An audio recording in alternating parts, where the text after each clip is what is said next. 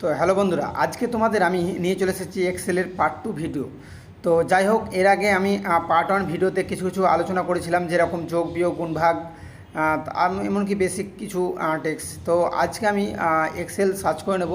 তো সেখানে আমি পার্ট 2 তোমাদের ভিডিওর মধ্যে যেরকম কী কী দেখাবো, যেরকম টোটাল দেখাবো, পার্সেন্টেজ বের করে দেখাবো, পাস ফেল দেখাবো, এমনকি গ্রেড, যে কোন সাবজেক্টে কত পেয়েছে বা কী গ্রেড দেওয়া যায় সেটা আমি আজ ফর্মুলার আকারে দেখাবো। তো তার আগে আমি এক্সেল ওপেন করে নিলাম। তো যাই হোক, ওপেন করার পর এর আগে আমি পার্ট 1 ভিডিওতে তোমাদের কলম আর রো এর মধ্যে কিন্তু কনসেপ্টটা ক্লিয়ার করে নিই। ওই কারণে আমি কনসেপ্টটা ক্লিয়ার করার জন্য প্রথমত আমি বড় করে নিলাম। এবার দেখো, প্রত্যেকটা ঘরগুলোকে আমি কিন্তু সমান করে একটু অল সিলেক্ট করে একটু বড় করে নিলাম। হ্যাঁ, এই যে একটা যে কোনো ধরে বড় করে নিয়ে বড় করে নিলাম। এবার দেখতে পাচ্ছ যে এ বি সি ডি আকারের লম্বা করে ঘর আর 1 2 আকারের চওড়া হবে ঘর। এখানে আমরা জানবো যে হরিজন্টাল আর ভার্টিক্যাল। যেরকম ধরো এ লম্বা করে চলে গেল, এ পুরোটাই দেখতে পাচ্ছ, এটা হচ্ছে কি কলম। যেরকম বি সি ডি, এই যে ই একটা, এফ একটা, জি একটা, এইচ একটা, আই একটা, এটা প্রত্যেকটা এক একটা কি কলম। তো লম্বা করে যেগুলো দাঁড়িয়ে আছে 1 2 3 4, এই যে দেখতে পাচ্ছ, এগুলোকে বলা হয় রো, অর্থাৎ হরিজন্টাল লাইন 1 2 আকারে হরিজন্টাল লাইনগুলোকে বলা হয় রো, আর এবিসিডি আকারে ভার্টিক্যাল বারগুলো বলা হয় কলম। আর যেগুলো পার্টিকুলার ঘরের মতো যেগুলো দেখতে পাচ্ছ, এগুলো সেল, পার্টিকুলার একটা একটা করে সিই ডবল সেল। হ্যাঁ, এগুলো একটা সেল।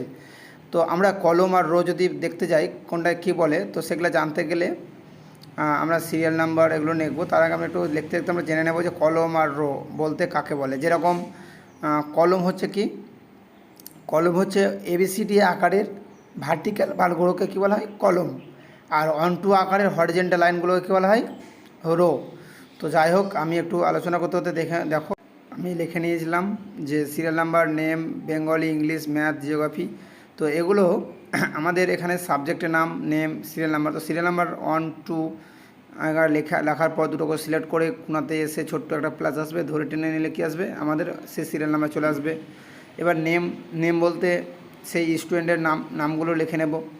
যেরকম তহিদুর,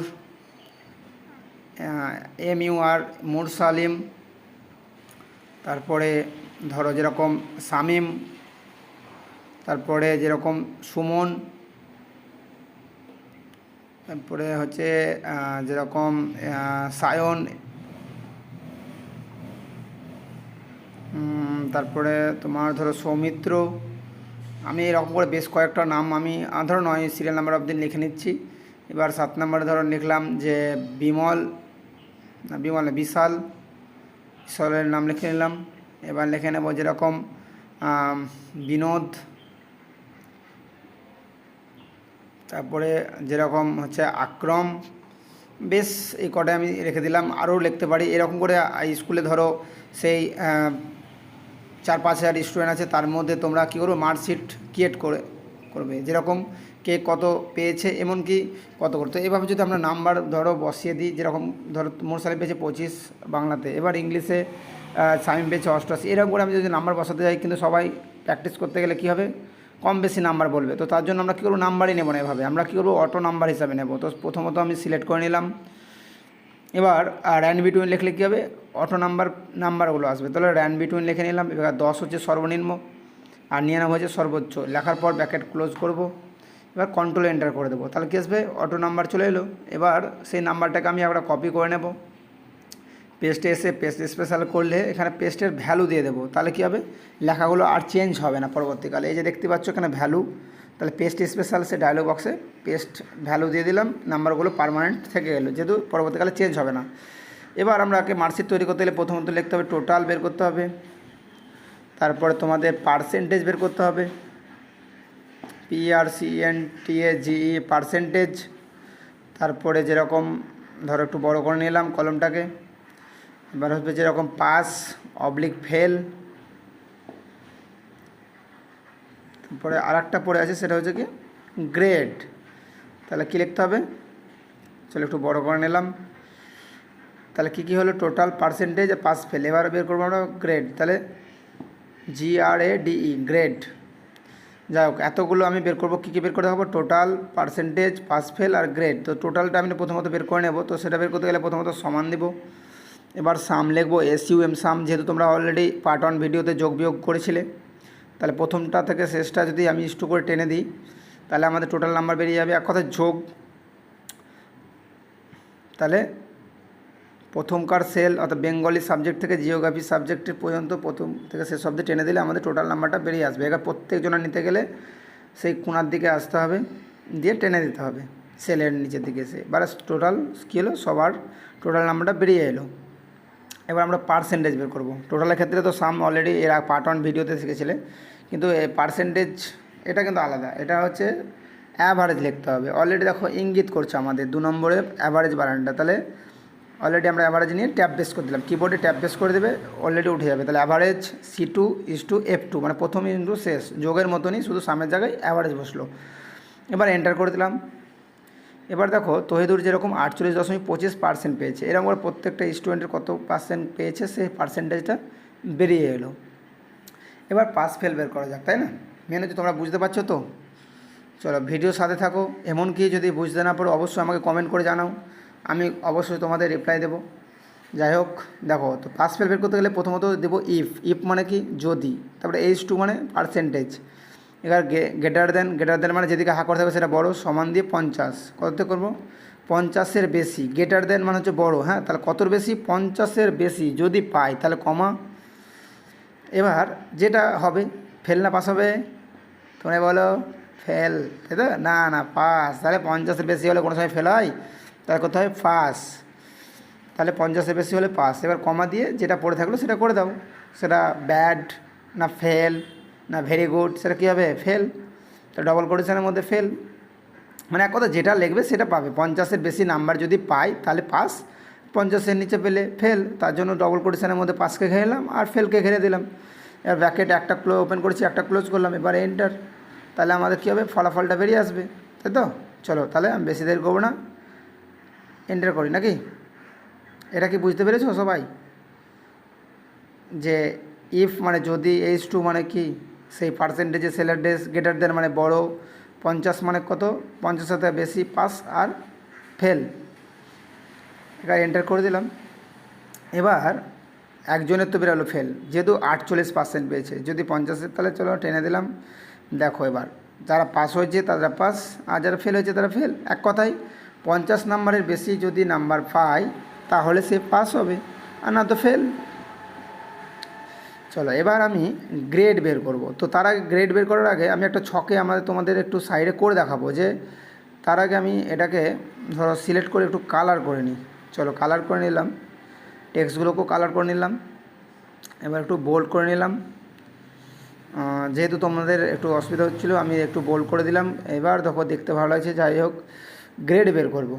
গ্রেড করতে গেলে প্রথমত এক্সেল মানে সমান না দিলে তো কিছু কাজ করবে না, তাই না? তার আগে আমি করলাম না, চলো সাইড আগে করে দেখাই তোমাদের যে কোনটাতে কত দেবো। তার জন্য ডবল-এতে দেবো 90, অর্থাৎ 90-এর বেশি। 90 থেকে কত, 100-এর মধ্যে যদি কোনো স্টুডেন্ট নাম্বার পাই তাহলে ডবল-এ পাবে।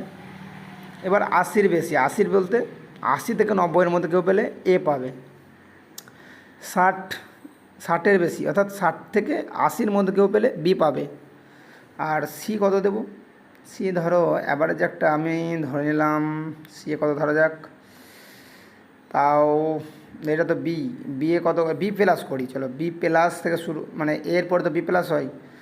আমরা বেশি খুব একটা বড় করবো না, যতটা পারা যায়। তাহলে আমি করে নিলাম বি প্লাসে 60, এবার করবো 45 এদিকে নয়, এদিকে করতে হবে। তো শুধু বিয়ে হবে 45, তাহলে 45-এর বেশি না, ওটা তো কেটে গেলো। যাই হোক, তাহলে 60-এর বেশি পেলে বি প্লাস। তাহলে 60-এর বেশি বলতে 60 থেকে 80-এর মধ্যে পেলে বি প্লাস। আর 45 থেকে 60-এর মধ্যে পাবে বি। হ্যাঁ, তাহলে এটা আমরা একটা সাইডে কিন্তু আমরা বক্স আকারে করে নিচ্ছি। এবার সি বলতে সে 25-এর বেশি, এরা সবসময় বেশি কিন্তু, হ্যাঁ, কতর বেশি, 100-এর মধ্যে হচ্ছে যেহেতু। এবার ডিতে করলাম 25, তাহলে তোমরা বলতে পারো সিও 25 ডিও 25। কারণটা কি, কারণ হচ্ছে সি হচ্ছে গ্রেটার দেন আর ডি হচ্ছে লেস দেন মানে, আর গ্রেটার দেন মানে কি, গ্রেটার মানে হচ্ছে সি হচ্ছে 25-এর বেশি যদি পাই, কত বেশি, 25 থেকে 45-এর মধ্যে যদি নাম্বার পাই তাহলে পাবে সি। আর ডি হবে 25-এর নিচে, যেরকম 25 থেকে 45-এর মধ্যে পেলে সি, আর 25 থেকে 1 মানে 1-এর মধ্যে যদি নাম্বার পাই তাহলে হচ্ছে ডি। তো চলো আমি ছকটা করে নিলাম সাইডে, এবার ফর্মুলা করা যাক, তাই তো? একটু বড় করে নিলাম তোমরা যেন দেখতে পাও, তার জন্য এবার চলো, এবার সমান না দিলে কিছু ফর্মুলা কাজ করবে না। ইফ মানে যদি, ফার্স্ট ব্র্যাকেট ওপেন, তারপরে পাস ফেল করেছিলে বলো, এইচ টু মানে হচ্ছে পার্সেন্টেজ, তাহলে percentage H two greater than, এটা বড় না ছোটো? এটা হচ্ছে বড়, অর্থাৎ যেদিকে হাক করে থাকবে সেটা সবসময় বড়। তাহলে এইচের দিকে এইচ টু তাই কী আছে, এইচ টুর দিকে হাক করে আছে মানে ওটা হচ্ছে বড়, তাহলে সমান 90। এবার 90-এর বেশি, কতর বেশি? 90-এর বেশি। 90 বলতে 100 থেকে 90-এর বেশি যদি পাই তাহলে ওকে ডবল কোটেশনের মধ্যে ডবলে দিয়ে দেবো, যেহেতু আমরা আগে একটা বক্স আকারে করে নিয়েছি কততে নাম্বারে কী দেবো গ্রেডটা। তাহলে 90-এর বেশি যদি কেউ পাই তাহলে সে পাবে ডবলে। এবার ফর্মুলা কিন্তু এটা বড় হবে, হ্যাঁ, তো কমা দিলাম। এবার চলো এটা এন্টার হয়ে গেছে, যাই হোক, হ্যাঁ চলে এলাম ফিরে। তো এবার সেম একই ফর্মুলা, প্রথমটুকুন বুঝে গেছে কি যায়নি? প্রথমটা যদি তোমরা বুঝতে পারো তাহলে পরেরটা তো অবশ্যই বুঝতে পারবে, তাই না? এবার ইফ মানে যদি, ফার্স্ট ব্র্যাকেট ওপেন করলাম, এইচ টু দিলাম মানে হচ্ছে পার্সেন্টেজ, গ্রেটার দেন মানে হচ্ছে বড়, সমান মানে 80-এর বেশি, অর্থাৎ 80 দিয়ে গ্রেটার দেন বলতে 80-এর বেশি নাম্বার যদি পাই তাহলে কমা দিয়ে ডবল কোটেশনের মধ্যে এ, অর্থাৎ শুধু এ পাবে। তাহলে 90 থেকে 80-এর মধ্যে কোনো কেউ যদি নাম্বার পায় তাহলে এ পাবে। এবার আমরা পরেরটা আসি, পরেরটা বলতে আবার ইফ ফার্স্ট ব্র্যাকেট ওপেন, দেখো ব্র্যাকেট কিন্তু আমরা ওপেন করে চলে যাচ্ছি, তাই না? সেম একই ফর্মুলা, একই সেম প্রথমটার মতনই, শুধু 90-এর জায়গায় যেরকম 90 জায়গায় 80 বসালাম, 80-এর জায়গায় এবার মানে এক কথায় 60 বসাবো, এই শুধু নাম্বারটা চেঞ্জ হচ্ছে, আর ডবল এ পাচ্ছে না, এ পাচ্ছে না, বি পাচ্ছে না, ডি পাচ্ছে, এগুলো চেঞ্জ হচ্ছে, শুধুমাত্র দু জায়গায় চেঞ্জ হচ্ছে, এইগুলো মনে রাখবে। আর শেষে শুধু লেস দেন হচ্ছে, ওটা মনে রাখবে। তো যাই হোক, আমি চলো একটু বলে দিই, তাহলে 45-এর থেকে বেশি পেলে বি পাবে, comma if first bracket open H two, এবার লেস দেন না গ্রেটার দেন সমান 25, তাহলে 25-এর বেশি যদি পাই তাহলে কী দেবো? ডি? না না, ডি নয়, এটা দিতে হবে সি। তো কমা দেওয়া যাক নাকি? তো চলো আমি একটু তাহলে কী লিখলাম, if H two greater than সমান 25, এবার ও বি প্লাস ছুটে গেছিলো, যাই হোক, কমা ডবল কোটেশনের মধ্যে আমি এবার সি লিখে নেব। চলো ফর্মুলা একটু ভুল একটু, যাই হোক, মিস্টেক হয়ে গেছে, ফর্মুলাটা আমাকে কাটতে হলো। আবার আমি প্রথম থেকে একটু দেখিয়ে দিচ্ছি, দেখো প্রথম থেকে বলতে, হ্যাঁ এখান থেকে দেখালে হবে, আরেকবার দেখে নাও। তাহলে ডবল 80-এর বেশি যদি পাই তাহলে এ, এটা বোঝা গেছে। সেম জিনিসে আবার আমি কমা দিয়ে আবার ইফ দিলাম, ইফ মানে যদি কোনো কেউ যদি কী হয়, ফার্স্ট ব্র্যাকেট ওপেন করে এইচ টু মানে পার্সেন্টেজ গ্রেটার দেন সমান, এবার কত থেকে নাম্বার শুরু, 60-এর বেশি, তাহলে 60 বলতে 60 থেকে কত, সে 80-এর মধ্যে, তাহলে 60 থেকে 80-এর মধ্যে কেউ নাম্বার পাই তাহলে সেটা কী হবে, শুধু বি হবে না বি প্লাস? যাই হোক, আমি এটা চলো এইচ টু, এবার গ্রেটার দেন, চলো গ্রেটার দেন দিলাম, ইকুয়াল 45, যদি 45-এর বেশি কেউ নাম্বার পাই তাহলে একে দেব, কী দেবো, পি না বি প্লাস? ও যাই হোক, আমাদের আগে এখানে চলো বি দিয়ে দিই, তার আগে আমি বি প্লাসটা দিয়ে দিই, চলো তাহলে বি প্লাস এখানে হবে বি, তাহলে বি প্লাস যদি না দিতাম তাও হতো, কিন্তু যেহেতু আমরা এর আগে ধরেছিলাম তাই বি প্লাস দিলাম। এবার এটাতে আমি বি দিলাম, তাহলে 60-এর বেশি পেলে বি প্লাস, আর 45-এর থেকে 60-এর মধ্যে পেলে বি পাবে। এর মানে বুঝতে পেরেছো না পারো নি? চলো তোমরা বুঝতে পেরেছো সবাই? আমি বললাম বি প্লাস পাবে কারা, যদি কেউ 60 থেকে 80-এর মধ্যে নাম্বার পায় তাহলে বি প্লাস, আর 45 থেকে 60-এর মধ্যে, অর্থাৎ 45 থেকে 60-এর মধ্যে যদি নাম্বার পায় তাহলে বি। তাহলে এবার ডবল কোটেশনের মধ্যে বি লিখলাম। এবার আমি একটা কমা, চলো কমা দিলাম। যাই হোক, তোমরা বুঝতে পারছো তো, তাই না? না পারলে অবশ্যই কমেন্ট করো আমাকে। ইফ এবার এইচ টু কমা, ভিডিওটা একটু বড় হলো, যাই হোক, তোমরা যারা ধৈর্য সহকারে প্রথম থেকে শেষ অবধি দেখেছো তাদেরকে অসংখ্য ধন্যবাদ। এমনকি ভিডিওটা যদি তোমরাকে হেল্পফুল মনে হয় তো অবশ্যই আমাকে জানাও। যাই হোক, আমি সে দিয়ে দিলাম। 25, সি দিয়ে দিলাম। এবার বলো ওটা তো সি কী দিয়েছি, 25-এর বেশি দিয়েছি, গ্রেটার দেন। এবার কী হবে, লেস দেন হয়ে যাবে, ঘুরে যাবে। তাহলে ওই হা করে যেদিকে ছিল, এই যেদিকে তাকিয়ে ছিল, সেটা উল্টো দিকে তাকিয়ে গেল। যেহেতু এটা যেরকম হয় না, কেউ মুখের সামনের দিকে তাকিয়ে কথা বলে, কেউ উল্টো দিকে তাকিয়ে কথা বলে। সামনের দিকে তাকিয়ে থাকলে কী হবে, সবসময় বড় মানে উঁচু বলে কথা বলে, আর বিপরীত দিকে তাকিয়ে কথা বললে জানবো যে ছোটো। তাহলে এটা হচ্ছে ছোটো। ছোটো বলতে কত, সেই 1 থেকে 25-এর মধ্যে। তাহলে 1 থেকে 25-এর মধ্যে যদি কেউ নাম্বার পায়, তাহলে সে কী হবে, ডি পাবে। এবার ডি আমি ডবল কোটেশনের মধ্যে ডিটাকে ঘিরে দিলাম। এবার ডিটাকে ঘিরে নেওয়ার পর কী করব, এবার ব্যাকেট দেবো। ব্যাকেট কয়টা ক্লোজ করবো, যতক্ষণ আমি কালো ব্যাকেট পাচ্ছি বা প্রথম থেকে যতটি ব্যাকেট ওপেন করেছি সবটিকে আমি কী করব, যতক্ষণে কালো ব্যাকেট আসছে, এভাবে আমি করতে পারি। অথবা ব্যাকেট কতটি দিয়েছি ততটি আমি গনেও দিতে পারি। তো যাই হোক, আমি ব্যাকেট ক্লোজ করলাম, চলে এলো আমাদের বি। এবার ধরে টেনে দিলাম, যে পেয়েছে দেখো বি, কেউ বি প্লাস, কেউ সি। তাহলে এইরকমভাবে আমাদের গ্রেড বেরিয়ে গেল। তোমরা বুঝতে পেরেছো? যাই হোক, দেখো এবার যেটা আমরা নিয়েছিলাম নাম্বারটা, সেটা আমি কেটে দিলাম। এবার কী করব, নাম্বারটিকে সবটিকে আমি সিলেক্ট করলাম। সিলেক্ট করে একটু কালার করে নিলাম। চলো একটু কালার করে নিলাম, দেখার একটু দেখতে ভালো লাগবে। তো প্রথমত আমি একটু কালার করে নিলাম। এবার অল বর্ডার দিয়ে দিলাম। দেখতে পাচ্ছ আগেকার থেকে অনেকটা এখন একটু বেটার লাগছে। এবার মাথার উপর আমি যেহেতু এটা মার্কশিট তৈরি করলাম, আমি একটু মার্কশিট লিখে নিই নাকি। তো আমি একটা ইনসার্ট করে ওপর থেকে কী নিলাম, রো নিলাম। ওটা কিন্তু রো, হ্যাঁ, মাথায় রাখবে যে 1, 2 আকারের কী বলেছিলাম, রো। আর ABCD আকারের বলেছিলাম কলম। তাহলে আমি প্রথমত সেটা সিলেক্ট করলাম। এখানে মার্জ অ্যান্ড সেন্টার করলাম, মানে একটা সেলে পরিণত হলো। একটা সেলে পরিণত হলো। এবার এখানে আমি মার্কশিট ক্রিয়েট লিখে দেবো। তার আগে তোমাকে হ্যাঁ যেটা বলতে ভুলে গেছিলাম, যে এখানে এক্সেলে টোটাল সর্বোচ্চ যদি ধরতে যাই রো, তাহলে হবে 10,48,576। আর যদি আমরা কলম দেখতে যাই তাহলে হবে 16,384। অর্থাৎ XFD, এ থেকে শুরু করে জেড অবধি XFD পর্যন্ত আমরা কলম পাবো যদি গুনতে যাই। তাহলে বুঝে গেছে, XFD। আর রোগুলো হচ্ছে 10,48,576, অর্থাৎ একটা সিটে।